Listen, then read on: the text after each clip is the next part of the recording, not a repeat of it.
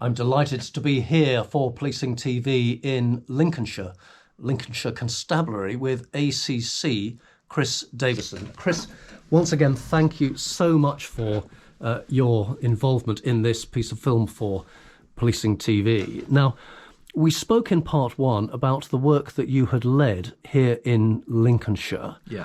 Now, having led the culture change programme here in Lincolnshire over the past 3 years, you've now passed on that responsibility and you've taken on a national responsibility on the NPCC's, National Police Chiefs Council's behalf to work on culture and for you and colleagues to produce a culture toolkit. Yes. Is that a fair summary so far? Yeah, I think that's about right.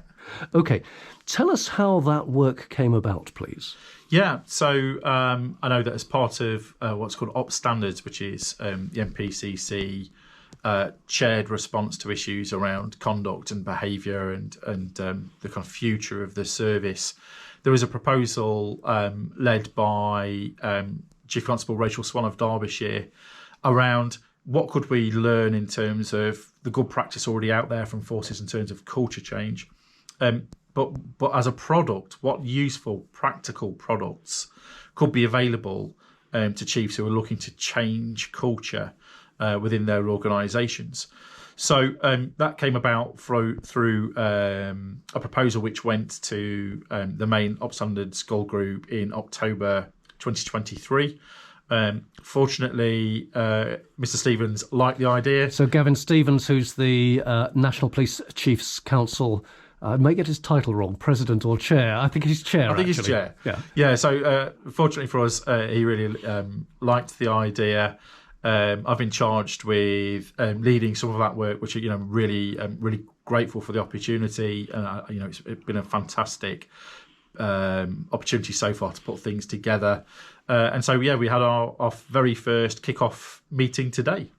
So this has been something that you've been taking on board, roughly, am I right, for the last 6 months, leading to this kick-off meeting this very afternoon. And how did that kick-off meeting go? Tell us about that. Yeah, it was. I found it really, really positive. So we got, I think, 39 people, roughly thereabouts anyway, of a possible 43.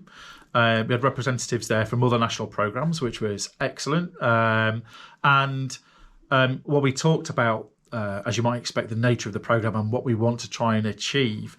There were some really excellent values and kind of spin-offs, benefits from that meeting. Firstly, a real opportunity for people who are leading on culture change in their own forces to speak with like-minded individuals.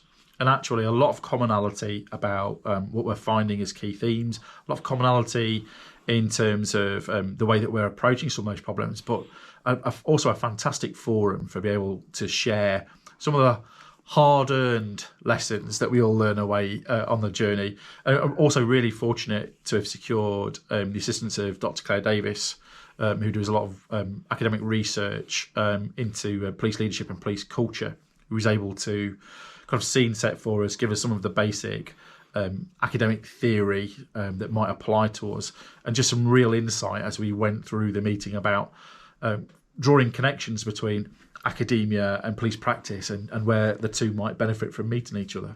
So did the meeting meet your expectations? You coming up to the meeting, were you wondering how it might go? And after the meeting, are you now feeling reassured at the direction of travel?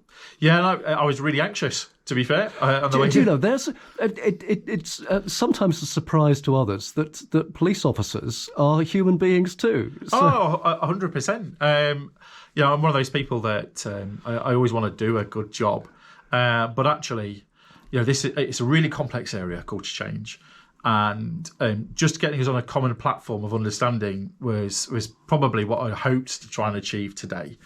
I was really fortunate that the other people on that call were all excellent. There were some really, really fantastic leaders on that call.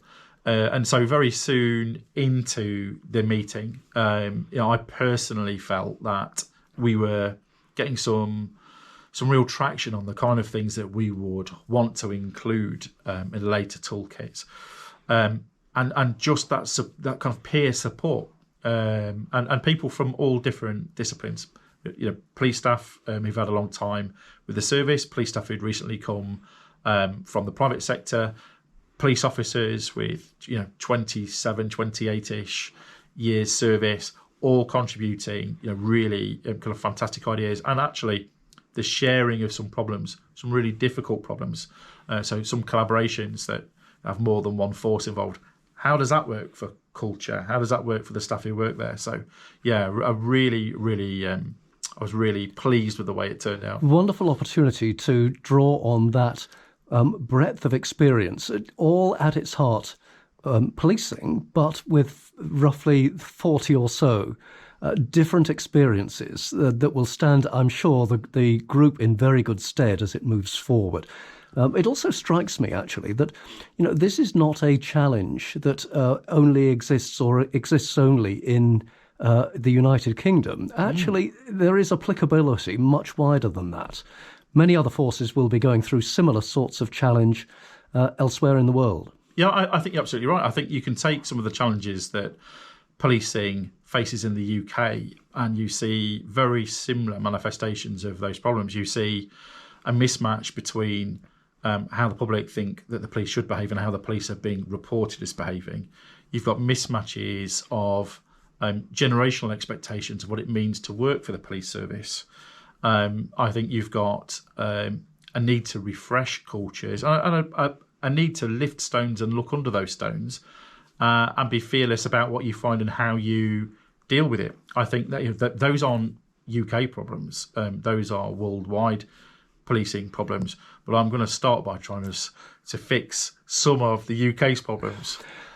How do you see this work developing over what sort of period of time, and what then is the deliverable or deliverables for this work? Yeah, our provisional work plan takes us through to the end of this calendar year. So for the next few months, we're in the kind of data collection and analysis phase. So forces will be providing detail about what their force values and mission statements are, so we can try and find where the commonalities are, and is there some guidance we can give to forces if they think about refreshing those and making sure that those connect together with the Code of Ethics, really importantly. Code of Ethics led by the College of Policing, and so the College of Policing also has a role to play in this. Oh, absolutely, yeah. So on this work, I worked at ACC, Maggie Blythe from the College of Policing. So yeah, the College of Policing connected very closely to this work. And actually, by the end of this year, once we've done the analysis and data collection, I hope we will have a range of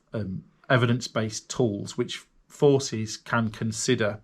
And my hope for the product is that the College of Policing will help us in publishing those two forces, as they do with other kind of what works tools, so that should in the future an ACC or similar person be gifted with the project, can you improve culture in our force?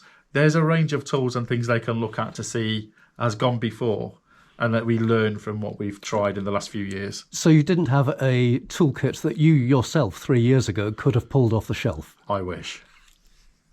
So on that note, ACC Chris Davison, you're preparing with your colleagues a toolkit that you wished you would have had some 3 years ago. I look forward to hearing of progress, and maybe even PolicingTV can occasionally follow the progress that you and your colleagues are making.